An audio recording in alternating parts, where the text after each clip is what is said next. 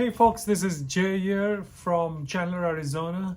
This week on GPT musings, I would like to draw some analogies. A lot of people, I see a lot of comments online where people still are failing to understand what is GPT. Is GPT a robot? Is GPT an automation? What exactly is GPT? So what I thought, and you know how much worried should we be? So rather than taking a very technical view, which we will one day, I thought I'll take some analogies, because I believe that analogies is one way where we can codify of what a new technology, a new business model, a new a business, or something which is not the norm today, can be explained to everybody, and we can scale that explanation to everybody. So here are three analogies I have come to understand of what GPT is and how can it help us. Analogy number one is in the olden times, when people used to study say diseases and microorganisms and cells in our body, they had to have incredible amount of either an incredible amount of money to have these humongous devices which would magnify microscopic particles, or they would have to make judgments from pictures they would have in a book or something similar. But with the advent of microscopes, we were able to democratize the study of microorganisms, the study of plants and microparticles of plants and other such things.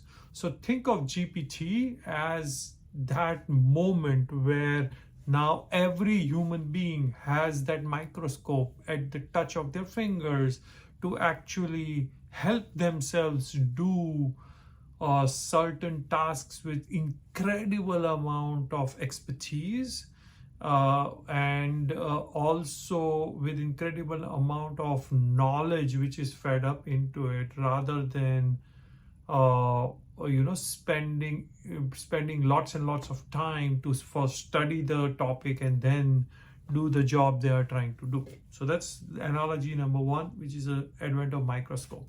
In the same way, think about the telescope. We did not know anything about the universe. A lot of the times you had to have incredible amount of money to have these big devices which could look farther. But as time went on and with miniaturization of telescope happened, more and more kids, more and more students, schools, colleges could have these telescopes with which they could study distant planets and atmospheres and black hole and ozone layers and things like that, to actually understand how universe worked, and use that without actually going to that, right? Because that would take years, and use that to make good decisions on Earth, to invent something new, a new device, a plane, a helicopter, or a completely new device, and so on and so forth. So telescope, just like microscope, is one more similar analogy. Third one, which I have heard quite number of times, is that think about it as a fridge, right? People, companies like Whirlpool and Samsung, buying a fridge is not a high margin business. And companies like ChatGPT or Sudo or PI or Claude, these GPT tools are not the companies which are it, right? But the companies which will actually use these companies, which will actually create new inventions and give a value-added service using this tool, will become incredibly prosperous to create high margin products and services.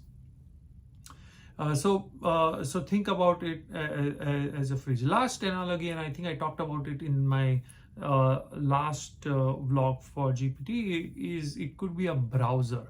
Till the browser was invented, internet was only available to a few, to the defense academies, and it was only between certain departments of a single